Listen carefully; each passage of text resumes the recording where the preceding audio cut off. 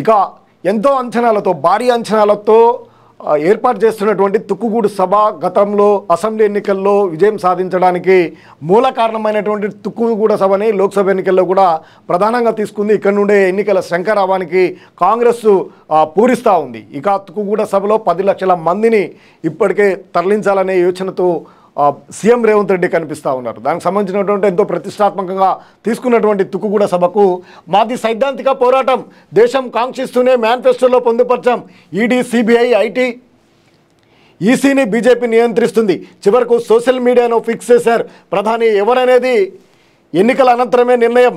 2004లో ఇలాగే ఎన్డీఏ వెలుగుల ప్రచారం చేసింది. అప్పట్లో ఈపీఏ నెగ్గింది. ఇప్పుడు ఇదే ఫలితం.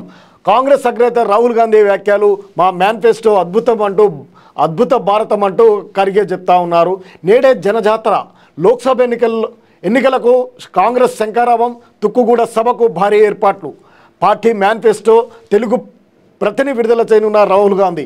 10 లక్షల పైగా జన సమీకరణ, అభ్యర్థులకు బాధ్యత అప్పగించినటువంటి సీఎం రేవంత్ రెడ్డి. పార్లమెంటు ఎన్నికలకు సన్నద్ధమవుతున్న అధికార కాంగ్రెస్ పార్టీ శనివారం తుక్కుగూడ నుంచి ప్రచారానికి శంఖారావం పూరిస్తుంది. అసెంబ్లీ ఎన్నికలకు ముందు తుక్కుగూడలను నిర్వహించిన ప్రజాగర్జన సభ నుంచే కాంగ్రెస్ 6 గ్యారంటీల పథకాలను ప్రకటించడం, ఆ తర్వాత అధికార పగ్గాలు చేపట్టడం తెలిసిందే.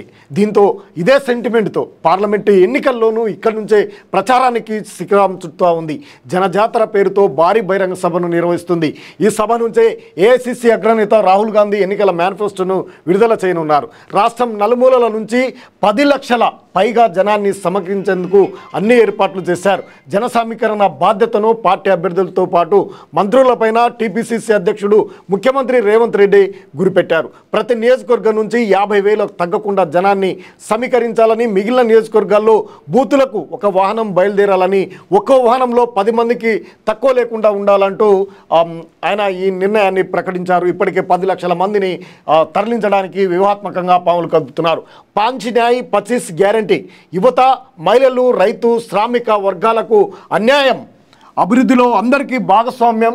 25 గ్యారంటీల ద్వారా 5 న్యాయ అమల్లో కొలువుల్లోనూ మహిళలకు 50%, పేద మహిళలకు ఏటా 1,50,000 రిజర్వేషన్ పరిమితిని తొలగించేలా సవరణ, ఎంఎస్పీకి చట్టబద్ధత, ఉపాధి కూలీ 400. కాంగ్రెస్ ఎన్నికల మేనిఫెస్టో న్యాయపత్రం కూడా ఈ సందర్భంగా విడుదల చేయడానికి కాంగ్రెస్ వ్యూహాత్మకంగా ముందుకు కదులుతుంది. తుక్కుగూడ సభనే లోక్సభ శంఖారావానికి పూనుకుంది. ఈ తుక్కుగూడ సభ నుండే గత అసెంబ్లీ ఎన్నికల్లో గెలుపొందినటువంటి మరిన్ని సీట్లను అప్పుడు స్వచ్ఛందంగా తరలివచ్చారు. ఇప్పుడు మాత్రం ప్రభుత్వం తన యంత్రాంగంతో ముందుకు కదులుతూ ఉంది. ప్రతి గ్రామం, వార్డు నుండి కాంగ్రెస్ సభ్యుల్ని ఈ సభకు తరలించడానికి వ్యూహాత్మకంగా ముందుకు తీసుకెళ్తా ఉంది. అందుకు పకడ్బందీమైనటువంటి భద్రతా ఏర్పాట్లను కూడా సిద్ధం చేసింది. 10 లక్షల మంది అక్కడ సరిపోయే విధంగా కూడా ఏర్పాట్లను చేస్తూ ప్రభుత్వము ఇప్పటికే కీలకమైనటువంటి నిర్ణయం తీసుకుంది. తుక్కుగూడ సభతో ఒక సంకేతాన్ని ఎన్నికల్లో అన్ని స్థానాలలో గెలుపొందడానికి దాదాపు 14 స్థానాలు గెలుచుకోవాలనేది కాంగ్రెస్ వ్యూహంగా కనిపిస్తుంది. ఆ 14 స్థానాలపై ప్రత్యేకమైనటువంటి గురిని పెట్టింది.